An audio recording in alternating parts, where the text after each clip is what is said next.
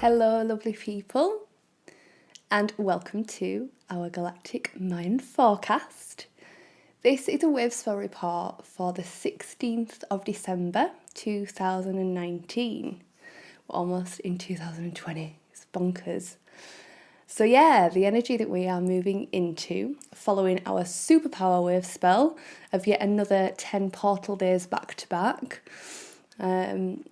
It was intense, wasn't it? But in a really different kind of intense. You know, for me, the beginning of the wave spell was like really, really tricky.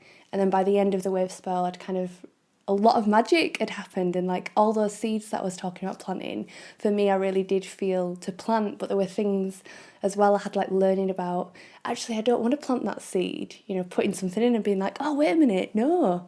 So it's a really amazing wave spell.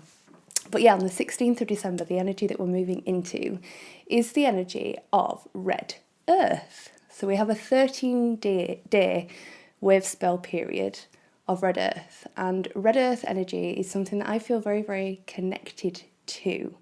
So red earth is all about grounding. It's all about really being able to settle into the truth of the reality that we find ourselves in, as opposed to the fiction around us and the falseness around us. You know, it's very true that we live within this materialistic experience of human beingness, but there's also a whole other grid of human existence that we are experiencing, and that is the invitation of red earth. Red earth is about navigating this earthly reality, and it's about navigating it in a way that we used to navigate with intuition, with instinct. It wasn't too long ago that this cognitive thinking mind became really established in our decision making and within, you know, our steps throughout our existence. In the not too distant past, it was about feeling our way. It was about prayer. It was about asking. It was about trusting, it was about taking risks, and I know that it's still about those things.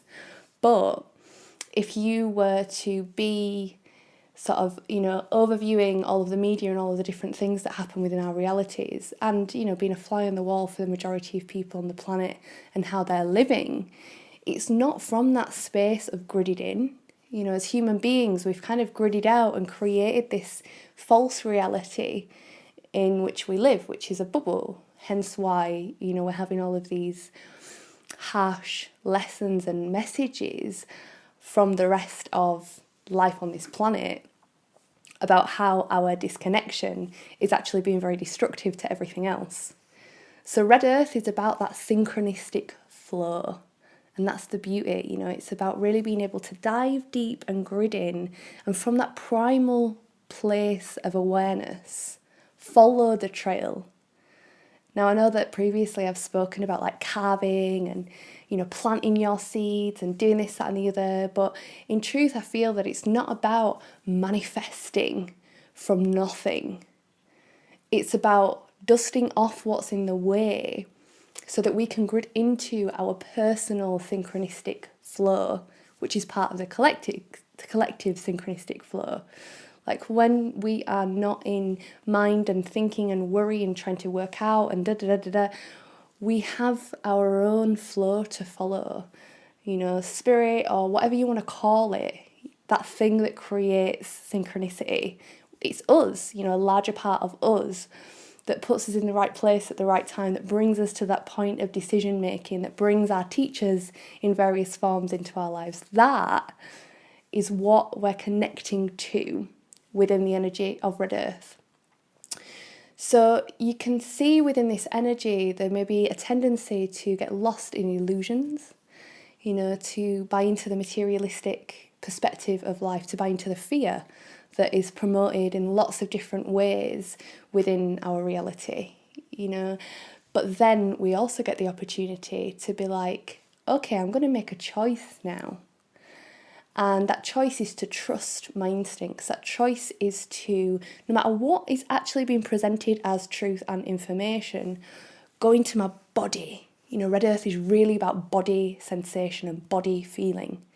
You know, and often we have this experience of total disconnection. So like, I remember quite a few years ago now, I was on a medicine journey and I got stung by a scorpion, and I was okay in the end. But just before that process had happened, I was like flipping in and out of this super duper present, authentic expression of self, and having this like incredible experience, to then flipping into the other part of me that has been conditioned to be this like super people pleasing thing. You know, oh, is it all right? And essentially I'd kind of lost myself in that little dance at the moment that the scorpion sting arrived.